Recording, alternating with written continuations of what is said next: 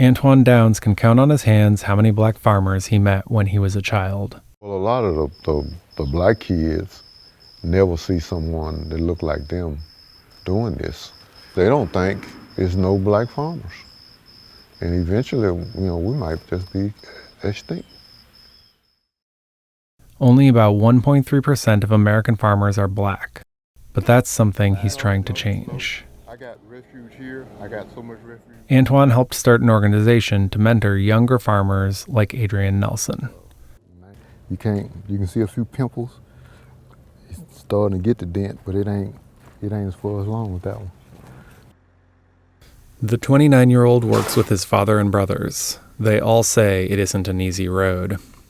Getting funding, that's our biggest problem. I don't know if it's because of, we don't own as much land as the other farmers, or if it's just discrimination. But I feel it's the latter. I feel there's discrimination. And now, low commodity prices, extreme weather, and the pandemic are putting small farm operations like these at risk of disappearing altogether.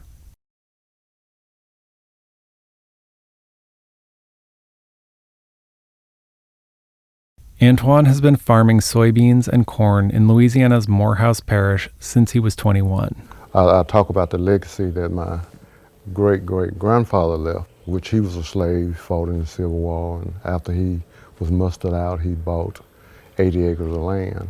Since then, I'm the first one to buy farmland after that. But he knows he's a rare case. Only 7% of farmers are black in his state. Most operate small farms and often rent the land. To this day, Antoine rents about half of the 600 acres he farms. If your family didn't own land, it's just hard to be successful. A lot of our big, large farmers, they came up with the best of education, went to the best schools, and then it's hard to find someone that's going to follow in your footsteps. That's part of the reason he set up a farmers association and mentorship program in the local area. He's been working closely with Adrian since 2018. When I talk about success, I say most of the successful black farmers, and they all worked 2 jobs. And I took that advice to heart. I got my insurance license to start selling crop insurance. Agriculture is my heart, so I wanted something that's going to stay within agriculture as my job as well. In 2015, Adrian, his 3 brothers, and his father dipped into their savings to start their own farming venture. All of us got together and we put in $2,000 apiece to rent some farmland. And the Lord blessed us and we grew from there. Today, they farm 4,000 acres and rent nearly all of it at up to $175 an acre per year. They have relied on loans from the USDA to pay for seed, fertilizer, equipment, and other expenses. And that's where they say they've faced the most discrimination. In certain situations, we had to go beyond to prove that we deserve to farm.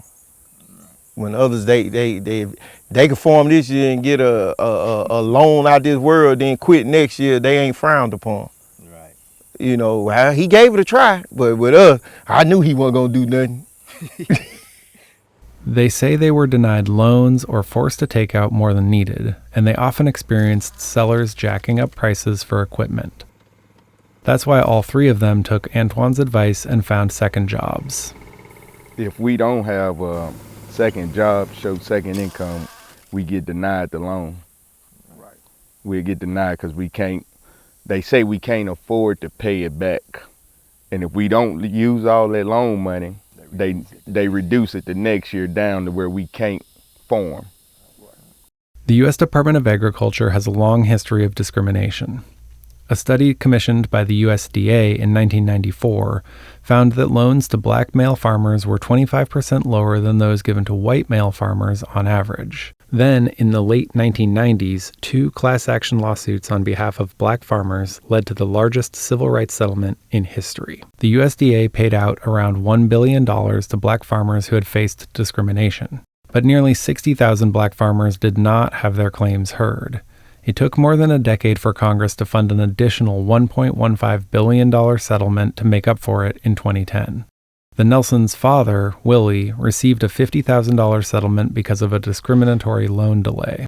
In a statement to Insider, the USDA said it runs outreach and educational programs specifically targeting farmers who have been historically underserved, including African Americans. It also said the number of loans to minorities is at an all-time high. In spite of this, Adrian and his brothers still struggle with getting loans. They say this is a hurdle that young white farmers in their community don't face as much. We know our counterparts, probably a little younger than us, their loan went through with much more ease. They was able to get equipment where we didn't. They got living expense where we was denied. But just imagine how far we would be now if, just to focus on our farm, build our farming operation, other than working 8 hours on the farm now, then going to work another 8 hours, on another job. Over the past 5 years, the Nelson brothers went from farming 30 acres to over 4,000 acres, an area nearly 5 times the size of New York's Central Park. You need land that you own, no bank note, no nothing on it. That's the only way you really be profitable, because the land rent is steady increasing. Seeds and chemicals steady going up, commodity prices going down. It's tough. It's tough. Farmers in Louisiana had a record number of tropical storms and hurricanes on top of the pandemic in 2020. Antoine was in the middle of harvesting his soybeans when Tropical Storm Beta hit in September. That's one that's damaged there. You don't want to start getting a lot of that type of damage. And see, I'm just hoping that, we won't have over a 5% loss, but it's going to be some damage. I know that. Despite the hardships, the Nelsons can't imagine a life doing anything other than farming.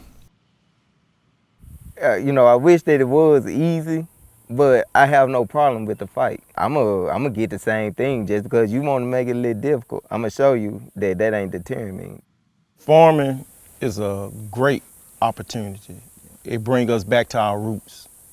And it's something that, as a color person, that we been doing all our lives.